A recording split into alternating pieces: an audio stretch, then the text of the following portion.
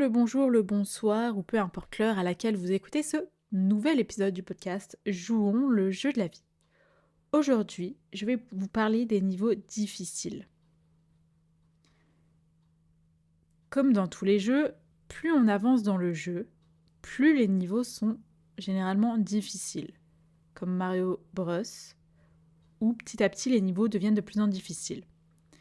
Mais il y a également des jeux où il peut y avoir des niveaux difficiles, pouf, d'un seul coup, et on fait ce niveau et après on a de nouveau des niveaux plus classiques, plus simples, et après, pouf, un autre niveau difficile de temps en temps. Comme par exemple Candy Crush, où vous avez au début des niveaux qui sont très simples, vous avez des niveaux où après on vous rajoute des différents challenges, différentes problématiques au jeu, et puis de temps en temps vous avez des niveaux difficiles, voire très difficiles. C'est une fluctuation de la difficulté des niveaux. Dans la vie, c'est semblablement identique, parce que notre vie est composée d'une fluctuation de niveaux, ou de challenges, ou de problèmes, pour certains qui utilisent le mot problème. Il y a cette fluctuation de niveaux, de problèmes, de challenges, mais tout est faisable. Si je vous prends par exemple, moi, un des niveaux qui a été difficile dans ma vie, c'est quand en 2022, j'ai démissionné du travail dans lequel j'étais parce que j'avais fait une demande d'augmentation, sauf que ça n'avait pas été accepté. Donc j'ai posé ma démission et pendant un mois, je cherchais du travail. C'est pas que je n'ai rien fait, c'est que je cherchais du travail. Et j'ai passé un mois à chercher, à faire des entretiens et des entretiens et des entretiens. Et j'ai trouvé un travail dans lequel je suis aujourd'hui, au bout d'un mois. Mais cette démission-là, de base, elle n'était pas prévue. Moi, ce que je voulais, c'était juste une augmentation de salaire.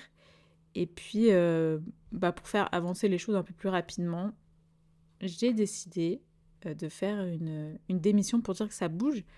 Et puis, jusqu'au dernier moment, j'ai essayé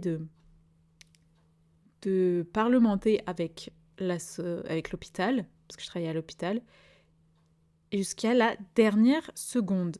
Et ça n'a pas été accepté. Ils n'ont pas proposé ce que je voulais. Donc, je suis partie tout en sachant que j'allais retrouver du travail dans le même domaine parce que c'est un domaine où il y a du travail à en vouloir, il n'y a pas de souci. Mais il y avait quand même cette sensation, au moment où je pose la démission, j'avais un mois de préavis, il y a déjà, au moment où je pose la démission, un mois, je sens un truc genre, qu'est-ce que je suis en train de faire? S'il bouge pas, dans un mois, c'est fini. Mais c'est pas ce que je veux. Pas vraiment. Et puis en fait, il s'est passé plusieurs choses et à la fin, au final, j'étais presque contente de partir vu comment c'était passé avec la direction. Et le dernier jour arrivé, alors ça n'a pas été facile parce que déjà, j'ai dû retourner chez mes parents. Donc là, c'était un gros changement, moi qui avait mon appartement depuis 2 ans. J'ai dû retourner chez eux. Donc c'était reprendre des habitudes, changer mes habitudes, enlever certaines habitudes, en créer de nouvelles.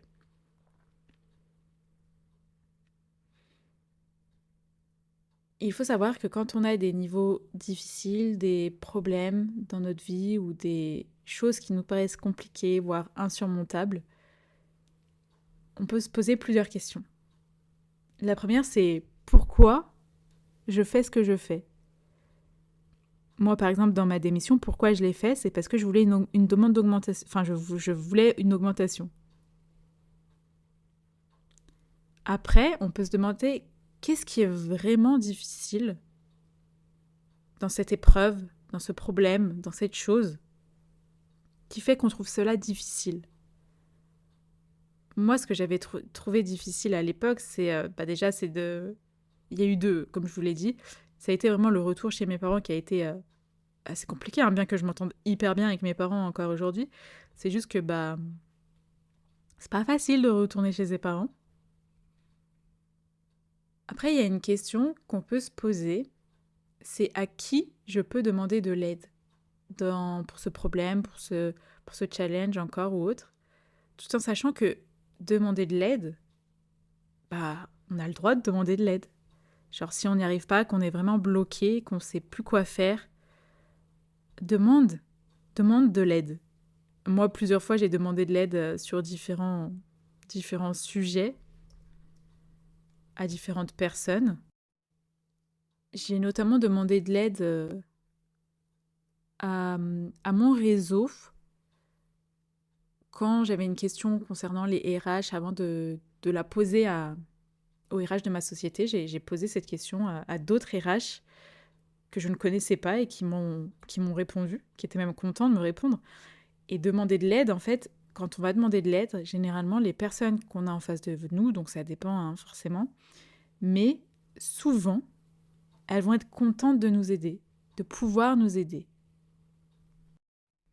Une autre question qu'on peut se poser, c'est qu'est-ce que je peux faire pour que ce soit plus facile, ne serait-ce qu'un petit peu? Là, il peut y avoir différentes solutions. Ça peut être d'écrire, d'en parler à quelqu'un à nouveau, à des amis, des proches, un psychologue, un coach, n'importe qui.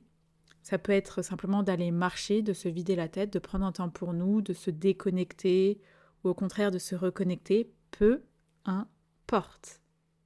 J'espère que cet épisode te sera utile. Tu peux le partager ou en parler autour de toi si tu penses que ça peut aider d'autres personnes. Si le podcast t'a plu, tu peux me laisser 5 étoiles. Tu peux me retrouver sur Instagram à Alicia-Fiard ou sur LinkedIn à Alicia Fiard. Je vous souhaite une très belle journée ou une très belle soirée et à très vite.